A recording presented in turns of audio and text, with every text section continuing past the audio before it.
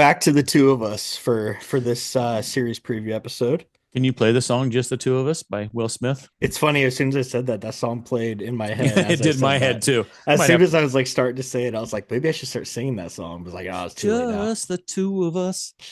Uh, Yeah, so it's especially if you move in with me. yeah. Inside family joke. Yeah, inside jokes. Uh Something that only we understand. Yes. So figured we would do like kind of a late in the week prior to game one series That's preview of yeah. actually I I'll be honest, it wasn't my idea, it was actually TC's idea, but he's not here at the moment. So I figured that might as well get this out of the way. There's some other news that we could share as well. So Yeah. starting with the big news, I mean, I know it happens occasionally in the NHL with, teams trading post deadline Hmm. for, next year and everything Right. too. Like they're Not very ineligible to often though. play. No, not very often. I don't know if I've ever, well, I'm sure it's happened, but I don't know if I've ever personally seen it in the WHL. No, I think we both paid more attention now than we have in the past too. So I'm sure it's probably happened and we just didn't notice. But yeah, with the technology that's out there now with social media, everything is on all sorts of platforms. It's crazy. Yeah, so the Chiefs making a midweek trade on Wednesday, acquiring 2009 born forward Gavin Burkhardt from the Prince Albert Raiders in exchange for a third round pick and a fifth rounder in 2025, as well as a conditional second round pick in 2028. So looking at this, he was selected ninth overall by Prince Albert in the 2024 U.S. priority draft. So Hmm. He's from California. With the NCAA ruling change and with the number of, high picks that the Chiefs gave up, They makes me must think see that something. they must have talked to this kid. I'm sure him being from California, he'd want to play somewhere that's a little bit closer I didn't think to about home. that. Yeah. Actually in the States. Yeah. I'm sure that he's been playing with the Chicago Mission, which I believe is where Luke Toporowski played before he came to the I Chiefs think as that's right. well. And yeah, so he's put up some pretty solid numbers in that Chicago Mission 15U AAA this year. 71 points in 59 games, 35 goals and 36 assists. Nice. He wore the C for him the year before with the Anaheim Junior Ducks, the 14U AAA. 6'1", 165-pound forward. So yeah, with that acquisition, it makes me think that they've talked to the kid and they Hmm. kind of set a deal in stone where, they're going to trade for his rights. And then I wouldn't be surprised to see in the next couple of weeks to couple of months before the next season, he's going to sign. Yeah, this sounds like it. I mean, you wouldn't make all those moves if there wasn't something set in place. And like I said with the draft picks too, like a third rounder for this year and then a second round conditional, of course, in Yeah, 2028, as well as a fifth rounder this year too. I mean, three picks for a player's rights is kind of kind crazy. of crazy. Yeah, it is. It is for sure. For kids, it's But only going to be 16 next year. yeah, but they like you said, they must see something in him, and they Yeah, obviously have talked to him if they're giving up that much yeah, for the rights to a player. But I thought that was kind of interesting to see midweek. I honestly wasn't expecting to see anything trade related until after the WHL me playoffs either. were over. Yeah, me either. But yeah, pleasantly surprised with that acquisition. The only thing that I am a little bit concerned about, although I guess we had so many over the last few years, we don't have like any draft picks this year. No, but that's Um, okay. I'm uh, comfortable with the guys that are coming back. oh, me too. I know we Yeah. don't have a first rounder. Obviously, traded that in the Andrew Crystal trade. Hmm. Don't have a third round now. We traded both of our third round picks away. I think we still have a second round pick this year, though. Yeah. So we still have a little bit of leeway there, and I wouldn't be surprised to see after the playoffs end, and if the Chiefs get eliminated, or if after the Memorial Cup, whatever. I'm not gonna speculate or jinx anything, but uh, I wouldn't be surprised to see some more moves brought back for a couple of picks for this draft. I would just to kind of Yeah. fill the board a little bit, but Yeah. I guess we'll have to wait and see with that. So yeah, I guess to start, that's a pretty big mid playoff acquisition. Yeah, it is. That's crazy. When that thing popped up there, I thought trade. What's this? Is that was like a look back in history type thing or something too? And so I started reading. It's like, oh, that just happened. Yeah, 2009 board forward from California. So it's cool to see some of the American kids that got picked in the US draft are, making moves in the Canadian Hockey League Yeah. with the NCAA changes. No, I was surprised to see that, but like I said, if they're going to make those kind of moves, they must see something in this kid. So that kind of excites me a little bit too. Without a doubt, yeah. So some other news. WHL is announcing finalists for some awards for the regular season this year, and quite a bit of Chiefs nominees throughout the whole award nominees. That's pretty impressive. The guys that got nominated. I haven't seen this many Chiefs, whether it's executives or coaches or players get announced for or to be nominated for these WHL awards in quite some time. Yeah, me either. Looking at this, the four Broncos Memorial Trophy for WHL Player of the Year, Western Conference finalists, two from the Spokane Isn't Chiefs, that crazy? Andrew Crystal and Berkeley Catton, and Kyle Chazowski from Portland. Eastern Conference finalists are Max Hildebrand, goaltender for Prince Albert, Oh wow. had a hell of a season. Oliver Tulk from Calgary and Gavin McKenna from Medicine Hat. I think it's between Crystal and McKenna, but I think I do too. overall with Crystal's second half of the season after getting traded to the Chiefs, I think it's a no-brainer in my opinion that he's going to be the guy that wins, but Yeah. Gavin McKenna certainly deserves it too, though. Oh, I agree. Not to take anything away from him. Berkeley Catton had himself a hell of a second half as well. Yeah. Well, I figure McKenna's probably got a few more years to win it too. Yeah, with that definitely 100%. Yeah. Pretty So impressive to see two Chiefs on there though. yeah, really cool. Out of the six players in the entire league nominated, to see Yeah. two Chiefs on there is pretty cool. Yeah. The 2024-25 Dell Wilson Memorial Trophies, the goaltender of the year in the Western Hockey League. Dawson Cowan of the Chiefs getting nominated. I think that's pretty cool too. Western Conference finalists, DC, Josh Ravensburg from Prince George, and Scott Ratzlaff from Seattle. I mean, Hmm. three of the best goalies in the league right there, I'll tell you that. We saw him. Yeah. Looking at the other side, the Eastern Conference, Max Hildebrand once again, Daniel Hauser from Calgary, and Carson Bjarnson from Brandon. I wouldn't be surprised to see Hauser win this solely because he broke that record for most wins Right. by a goalie in league history. Yeah. But I think any of these goalies really got a shot. So Pretty pretty cool. it's been a long time since we've seen a Chief goaltender get nominated Hmm. for that award as well. Hmm. Behind the bench, Coach of the Year nominee, our guy Brad Lauer getting a nomination for that one. Very worthy of that nomination, I believe. Dunk McCallum Memorial Trophy. Brad Lauer won this award in 2020 when he was with Edmonton. Oh, really? Yeah, I didn't know that actually. I'm I just didn't reading either. that right now as well. So yeah, this marks the Chiefs' best season, regular season since 2010, 2011. Wow. So it's been 15 years since we've had a season this good. And he kind of turned us around just in one year from barely squeezing into the playoffs last year until, look what we did this year. Yeah. I think that alone Is yes. I don't even have the words. Like I'm at a loss. From the cellar to the top. Yeah. That says a lot. Without a doubt. Brad Lauer is sitting on 199 regular season wins and 5 seasons as a WHL coach. Wow. That's So impressive. that's pretty cool. Matt Odette from Seattle also got nominated. I think he deserves it just based off of their second half of the The year second alone. half for sure. Yeah. With trading away their guys at the deadline and still making the run that they had and gave Yeah. Everett a hell of a fight in the first round. Yes, they did. James Patrick from Victoria, who we'll be seeing lots of in the next week and a half. He's made that team play well this year too. Holy Mhm. cow. And going out to the east, we got Willie Desjardins from Medicine Hat. Hmm. Just guy is a legend. He's been around Yeah. forever. 2006 trophy winner for this WHL Coach of the Year.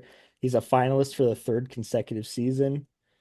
Dan De Silva from Saskatoon and former Chief head coach Bill Peters from Lethbridge. Billy Pete. That guy's had a heck of a year up in Lethbridge too. Yeah, you're saying it. You got to say, watch out for Lethbridge. I've been saying that before the playoffs started, and after watching Game 1 last night, they looked really, really good. I know Medicine Hat's kind of the favorite coming out of the East, but don't count out Lethbridge. They're my pick to win the East. Yeah, I could see that for sure. They went in and shut Calgary down last night. Calgary, they Big were time. they were saying on the broadcast last night that Calgary only lost 4 games at home all regular season. Are you And kidding? that's what they said on the Wow. thing. They apparently lost way more on the road, but they only lost 4 or 5 at home during the Wow. regular season. They went in there and shut them out last Yeah, night. they So took it to him last night. They looked really, really solid. yeah, I think Lethbridge is another team, like you said, that you got to look out for. And I made the comment to you last night. 1991 and 2008 both, the Chiefs met the Lethbridge Hurricanes in the Western Hockey League I didn't realize Championship. that until you said that. And in both of those series, they swept Lethbridge 4-0. Yeah. So, could we If see it again this year? Could we if see a history repeats Spokane itself, Lethbridge third time's a Memorial? charm. And you want to know something that's even crazier about that? Yes. The 2008 Memorial Cup was exactly 17 years ago, Mm-hmm. right? 17 years prior to that, 1991. Oh, wow. That is crazy. So a little bit of a coincidence there. I'm not much of a superstition guy, but You're working some mathematical magicry there. I wouldn't give myself the credit for that. I've seen that No, I had all not over seen the that internet. anywhere. Wow. And then the final awards that were announced, the Saunders Memorial Trophy Executive of the Year. So Willie Desjardins from Medicine Hat up for that award as well. Is he the GM there as well? He is, yes. Gary He's Davidson from Calgary, so he's the Mike Johnston of the Eastern Division. essentially, yeah. Okay. Colin Priestner from Saskatoon, Jake Heisinger from Victoria, Mike Frazier and Everett, and our own Matt Bardsley from the Spokane Chiefs. Very nice. I think Bardsley went, in my opinion, personally, just based off of the drafts that we've had in the past few years, the players that we have now that we drafted, traded for, The Crystal uh, trade. just how quickly Bardsley turned this franchise Yeah. around from the Yeah. shithole that it was in 4 or 5 years ago when he took Yeah. over. I mean, no brainer in my opinion that No. he deserves this No. trophy. Yeah. I, So I I agree. I mean, he completely turned this franchise around. Bardsley, you get our vote. 100%. If we got a vote, 100%, no Yeah. doubt. Some other off ice news: the WHL announced the U.S. priority draft pick order as well as the Bantam draft order. In the U.S. priority draft, the Chiefs are selecting 17th overall. So it's, decently high for the Mm-hmm. the U.S. draft. I think with the teams drafting U.S. players, like scouting is a little bit more slim in the States than it is in Canada. Right. And because obviously, up until this past year, the NCAA had their rulings and Mm-hmm. everything too. So I don't think a lot of teams really focused on scouting in the US very much. But I think now that's going to change. I still think it's early enough in this whole process though, where you can go out and get a steal late in the Mm-hmm. second round. Mm-hmm. The Chiefs a couple of years back drafted Brody Gillespie first overall, and then Nathan Charlton. It was their second Yep. round U.S. pick, and we had him in the arena about 3 weeks ago Mm-hmm. to kind of take it in, making me think that maybe we're gonna work towards signing this guy. We've also had 2 or 3 other guys coming in that were Chiefs That's prospects when for I the was United gone. You were States. telling me about that. Yeah. Yeah, there's 2 or 3 more as well that have been in, and then obviously this news with Gavin Burkhardt from California getting traded here too. So, going to be really interesting to watch that. I'm curious to see who the Chiefs kind of look at selecting. I wouldn't be surprised to see them go defensive. Mm-hmm. Me too. I think our offense is clearly potent as it Yes. is. Yes. And defense is where you can make up a little bit for it. Maybe a little bit of size on the back end would be good. So yeah, there's that. And that's all the off ice news that I'm going to share at the moment. Should we get into the main course of this episode? Yes. Let's get into the main course. Let's get into a little preview of round two. We now know who we're playing. Victoria Royals, team that finished right next to us in points. They actually finished a few points less of us, but ended up getting the second seed because of being They in were the the BC. the BC division. But Yeah, very, very close in records. We did have a pretty good record against them this year, though. I think we were 3-0, 1-0, or something like that against them, Uh-huh. which is so we did have success, but the games were all good. They're all close games. Well, except for one. Well, yeah, but Three of the four. I think one went in overtime. One went into overtime, one went into a shootout. Shootout. Yeah. Mm-hmm.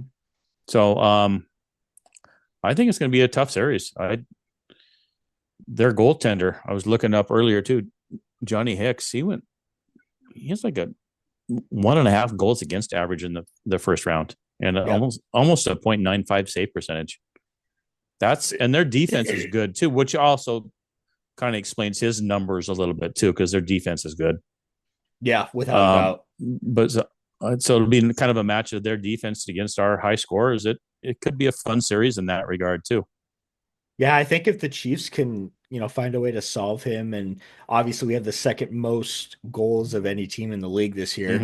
Mm-hmm. I think with Crystal and Catton heating up as the last half of the first round went on, and Ulmer too. I mean, that whole top line kind of took over Yeah, the last two games. If they can stay hot, especially early in these first couple of games against Victoria, I think that we got a pretty solid chance for sure.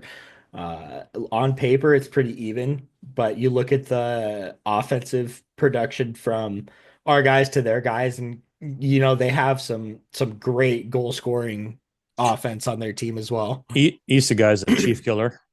Kenta Always Isegai. has been a chief killer. You got Taden Trebecki, who put up 46 goals on the year. Yeah, Cole Reshney with 26 goals and 66 apples on the year too. But then you look over at the Chiefs top line. You got Andrew Crystal with 132 points, yeah, 84 assists, 48 goals. Berkeley Catton with 38 and 71 for 109 points, and then Shea Van Olm had 49 goals and 43 assists for 92 points. So yeah. I think it's going to be, I think our defense is going to have to step up big time I compared feel to like how they were. I feel like it's going to be the difference in the series for sure because we can't give up what we gave up to Vancouver in that first round. Yeah, I mean, that's going to be the key. Obviously, our offense is there. Our secondary scoring was there with Mm-hmm. Harrington and Preston, and our second line with Sarkio, Remba, and Ekstrom as well. But you have to be able to shut them down defensively, and the Chiefs back end showed signs of good defensive play throughout the series, but it wasn't Half really, the time, probably yeah, yes. it wasn't really consistent. It was kind Yeah, of, here and there. But I think if they could find a way to kind of buckle down on giving up those odd man rushes and, not getting caught up ice trying to join the rush on the offensive mm-hmm. play on an offensive play. I think that if they could stay back, they got a good shot. Yeah. I feel like Cowan's numbers in that first round too are not indicative of him either. Having a .89 save percentage, a little over 3 goals against. He had a couple of. I shouldn't say he. The team had a couple of games where they gave up a lot of goals, primarily game two. Mhm. And stuff too. I feel like that you throw that game out, his numbers are probably pretty consistent with Hicks' numbers. For sure. I mean, honestly, there's a couple of goals in that first round series against Vancouver that I think he would have liked to have back, Mm-hmm. but there were a lot of saves that he made that kept us in games too. Exactly. I mean, I Exactly. think the one that I think of off the top of my head is in game five. Mm-hmm. Vancouver took that early 2-0 Two lead. nothing. Yeah. And then we ended up getting one back, and then Vancouver had a net front scramble, and Yeah. Cowan kind of brushed over last second around the defenseman and made that flashing glove save. Yeah. He can make plays like that, and he's more than capable of doing that. And there's a reason he's nominated for goalie of the year in the Western Hockey League, Yeah. And that turned the momentum of that game for sure. without a doubt. I mean, Yeah. you we And got him in it too. 100%. And Yeah. so if he can carry that over into this next round too, and our defense can step up and, shut Victoria's offense down, I'm feeling pretty confident about it. Yeah. Me too. I figure this game's going to go at least 6, possibly 7, but I do like the Chiefs' chances of winning. I could see it going 6. I think that's Yeah. probably pretty accurate. The Chiefs were really good on Victoria's home ice this year too. Yes. March 7th. I mean, we played them pretty 3 times pretty recently too. We played, Yeah. actually, I guess, Didn't we play them back to all back? of them. Yeah. So Yeah. all the games we played against them were from January 31st. This is Yeah. the first game we played against them this year. So it's all pretty recent. And I think that was after the trade deadline as well. Mm-hmm. So, we've seen their final roster They've seen ours. and they've seen ours. Yeah. So they know that we're capable of putting up 9 goals on them, like we Yeah, did on March 7th. And then, the next night, back-to-back games ended up beating them in a shootout. And it was just a back and forth playoff style matchup. that So I was the look play. Yeah, again, that's what kind of what I look to see in this first round is a lot more games like that March 8th game. yeah, me too. But overall, I think it's going to be a hell of a series, a high flying series. Another thing to keep in mind is special teams. Chiefs had, top penalty kill and power play most of the season in the Western Hockey League. Playoffs, they're sitting in the sixth on the power play, which Mm-hmm. obviously I think our first 2 games I we said we went didn't score at over. all, Or first 3 games we went over, and then we went like 3 for 4 in game 4, and and then then like two for two four for in five, game 2 for 4, 2 for 5. Yeah, yeah, in game 5. So we're sitting at sixth. Victoria's power play in the playoffs they're sitting in third in the league right now. yeah. And their penalty kill is second, and the Chiefs is fourth. So that's another thing to kind of look out for. I thought our penalty kill was really good all playoff long, personally, so I thought it far. was too. It was because I think those first couple of games we didn't score any power play goals. But we didn't give up any goals either. Right. And I know I don't mean this as disrespect, but Victoria's numbers in their power play and their penalty kill were against Tri Cities, who was kind of struggling For sure. down the stretch too. So I feel like those numbers are slightly inflated a little bit. I mean, Yeah. they so I agree completely. yeah, You're not just gonna have to keep your eyes on guys like Cole Reshny and Trembecki and Kenta Isagai too. I mean, you're gonna yeah, have to be able to shut them down if you want to have a chance to win. yeah. And obviously Isagai, on go ahead. Isagai's a guy that concerns me. Yeah, me too. He is like we've heard his name no matter who he's played for in the past couple of years. Yeah, We've without a talked doubt. about every year there's a team or two in the league, at least in the Western Conference, it seems to be a chief killer. He's one of them. For sure. For Yeah. sure. In this series preview thing here, they have a little part of the article where they list an X factor for each team. I think that's Mm-hmm. pretty cool. So for the Chiefs, Mathis Preston, 16-year-old, has stepped up to provide necessary bursts of depth scoring to sit third in playoff points among all rookies. Preston buried his first WHL hat trick in game 2 against Vancouver and had another goal and 2 assists in game 4 to force the G-men to the brink of elimination. The Royals haven't seen much of Preston as he's only suited up for 1 game against Victoria on March 8th. So yeah, I think that that's another thing that that we were talking about the secondary scoring. I think the second line is going to have to stay consistent like they have been, and I don't think Mm-hmm. that I'm not worried about that at all. I think No, that me either. they've been through it. Oremba's been through it a couple of times, and the other guys have really kind of picked up that stuff from Mm-hmm. Sammy and Smith I think Redmond so. and Ulmer and those guys. So and then for Victoria, they got Kenta Isegai as a guy to watch for, the X Factor. I mean, no Do they? doubt that was Yeah. probably their biggest acquisition at the deadline. Yeah. So yeah, game 1 here in Spokane on Sunday night at 5 o'clock. A rare 6 o'clock Sunday start. Is it 6 o'clock? It is 6 o'clock. Or no, yeah, I don't think it's 5 o'clock. I think it's 6. Oh shit, you're right. Yeah. Oh, interesting. All right. I don't Well, know why that is, but I stand corrected then. yeah, I don't know why that is.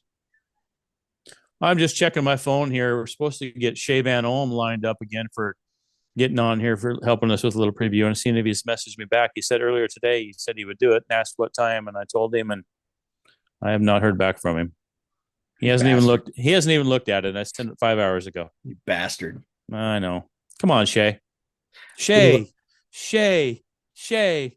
we love you, Omer. Instead of shame. We love you, Omer. Yes, we do. We'll get him on at some point. So, couple other off ice notes before we wrap up. See the Chiefs and their booster club launched that new 50-50 experience with it all being digital now. Yeah, I still don't quite understand exactly how it works, but I don't either, I but tried to read and educate myself, and I got nothing out of it. So I'll have to see it in action on Sunday's game. so I liked reading this article that they posted. It shows that the 50-50 will accept a variety of convenient payment methods, including credit cards, debit cards, Apple Pay, and Google Pay. Mm-hmm. Cash won't be accepted. So here's the thing. I feel like I actually haven't seen a lot of people complaining about it. I know when the when the arena went cashless a few years ago. Mm-hmm. A lot of people were kind of up in arms about that for whatever reason. But I haven't seen too much complaining about this so far. I think that this overall is going to bump up the 50-50 I numbers. think it will too. I think more people, are, I think less people carry cash these days.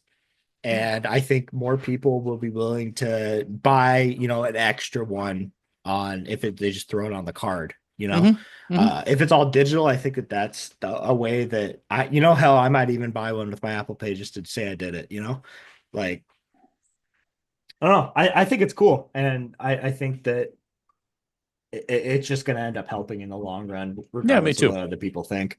Yeah, no, me too. I think it's a good thing. What are my cats doing over here? Hey, Current, stop it. Oh, wow. The Mariners are actually winning 2-0. No, I'm watching Portland Everett game one here. Portland's up 1-0 after one period. See, in that series, I don't know who I want to win. I was just going to ask you who would you like to see win this series? I don't know. TC asked me that yesterday, and I gave him an answer that I can't repeat on the air here. But I uh, I I don't know. I really don't know. I think I I just want them to battle each other for I 7 games. yeah, same thing as Seattle Everett. Just beat the hell out of each other. Yeah. A couple more things here. A fan recently posted a change.org petition to equip the Chiefs with a genuine goal horn. And this is something that we've kind of touched on here and there. Mm-hmm. Somebody finally made the petition to do it, and I signed it immediately. Me I too. I, I like I will say I like our goal horn. It's just not a hockey, Correct. and it's not loud enough. Like we need to have like we have sponsors that are, railroad, railway things or Mm-hmm. whatever. They could easily supply us with one if the Chiefs would be Oh willing to yeah. spend the money. Oh yeah. And so yeah, I mean it'll be I mean who knows how far this will get. It's got 88 signatures as of right now. So You know what I'm really liking about the things about this year, the fan involvement from the group on Facebook and um Instagram's gotten more, I guess, what's the word for it? You know what I mean? Getting more yeah. attention out there and stuff Yeah, too. yeah. The fan involvement this year and people trying to do things. Look at all the people that made signs to free Crystal after his Mhm. suspension and stuff too. It's not. This is the way it was when I first got into hockey as a teenager too. I used to make signs when we would play like Chilliwack when Chilliwack was in the league and Mhm. Victoria. And I called them the clutching turtles, and I did this painting picture of a turtle on its back and with like hockey gloves, somebody pounding on it and stuff too. This is the kind of stuff that hockey used to be. And I want to say, since you've been going to hockey games, nobody's carried signs in the arena for any reason at all. There's not been people online pushing for improvements on things and stuff too. It's mostly just been people saying, good job, or we need more fights, or Right, um, yeah. or just complaining about things. It's nice to see people trying to do something positive and better things. I'm impressed with that. Yeah, that's something that I've noticed a lot this year too. I feel like I don't want to like kind of toot our own horn too much, but I feel like we have I something to think do with I think that. we've helped. We've given a little bit of a voice to people for sure. And on top of that, I think the group on Facebook, the fan group, has That's really come through with that yeah. too.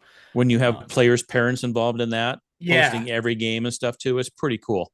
between that and you have some players that follow our page and interact with us and stuff too, Mm-hmm. and I think that makes a big difference. And yeah, the signs and stuff for Crystal have been awesome. There's been a ton of people with the signs right behind the Chiefs bench the Mm-hmm. last couple of weeks, and in the end of the regular season and then into the playoffs. And then there's a couple. I've actually seen a fan had a sign. I don't remember which game it was against Vancouver, but on 122, right on the bottom level of 122, before it hangs over into the crease down there, they had Mm-hmm. like a big long sign. They had like three people holding it up, and Nice. I love seeing stuff like that. It Yeah. gives me, what it does is it gives me old WWF vibes, and so I like that a lot too.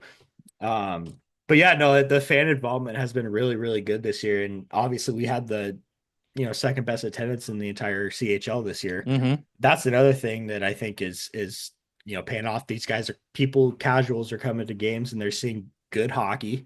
They're Mm-hmm. seeing guys that'll throw the big hits, that will drop the gloves, that'll keep the casual fan entertained.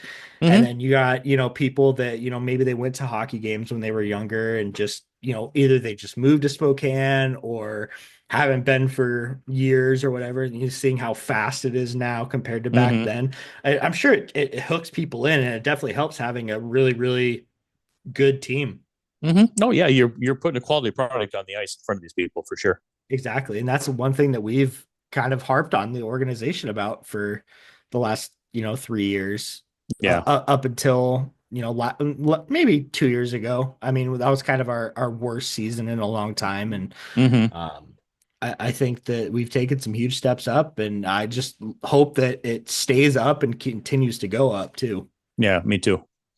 Me too. Did you get some replies? I know you touched base with a few people about closing off the upper section for the Saturday game and things too. Did I read something somewhere where they do split a lot of staff between the Chiefs games and the Indians games? Yeah, yeah, and that's kind of what I assumed. I know a lot of the section leaders, they go and they Mm-hmm. work seasonally for the Chiefs, and then they work seasonally for the Indians as kind of their Mm-hmm. other half of their year. Um, So they do the Mike Boyle thing. yeah, exactly. Let's see. I'm just trying to pull up the messages, but Facebook is not. Facebook has this new thing where they upgraded the security of the chat or I know. whatever, and I I'm trying to restore it, but it says that I need a PIN to restore my chat history, and I have no idea what the hell that PIN is. yeah, So, but I've seen yeah, that. so basically it's yeah with the oh wait, I think I just guessed my PIN. Nice. Oh, it's my birthday. Yeah, imagine that. Apparently I set that up. Anyway, No, good. um, so yeah, with the Indians, it was a lot of the staff kind of split between the two. Mm-hmm. Um, so they're shorthanded, and so I guess I can understand that a little bit too.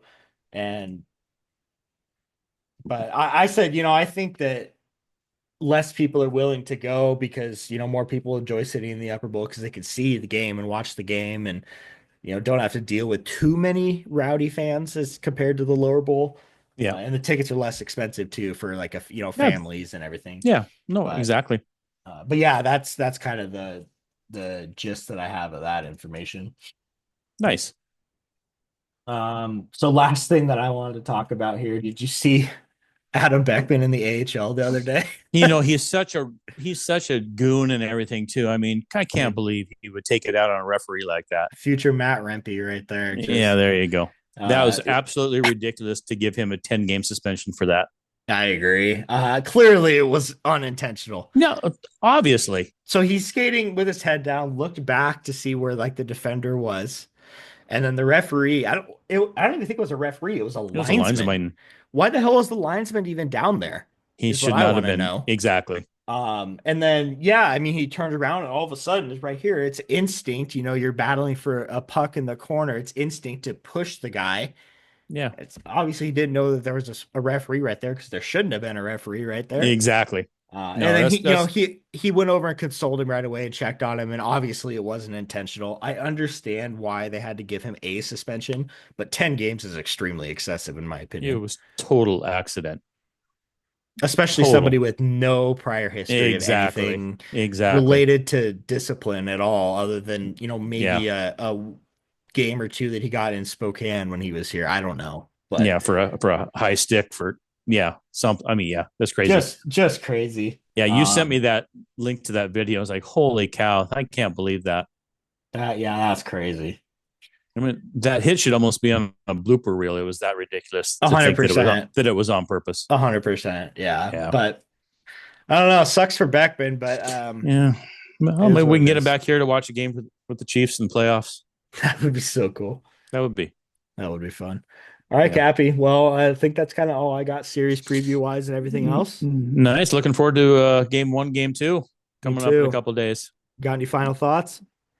I still say the Chiefs in 6 or 7. I'm gonna say Chiefs in six. All right. I like the way you're thinking. I'm gonna say we split these first two games, and I'm gonna say we split the two games in Victoria. There's 3 games in Victoria. It's Or 2-3-2. that's It's 2-3-2. You're right. We win Yeah. two out of the three in Victoria, and then come Yeah. back and win in game six. That'd be nice. So we'll have to wait and see, and I think we'll probably put an episode up. Shit, I guess we usually do it on Mondays if there's a game Monday night. Yeah. We might have to do it Tuesday or something. Yeah, we'll figure something out. We'll update everybody after game two for sure. Maybe we can do a little bit of it during the game in the stands on That's a good Monday. idea, actually. That'd be kind of fun. That's a good idea with TC sitting next to us too. Yeah. That's a good idea. Let's do that. That'd be fun. All right. Yeah. Sounds good. All right. Go Go Chiefs, Chiefs go, go. baby.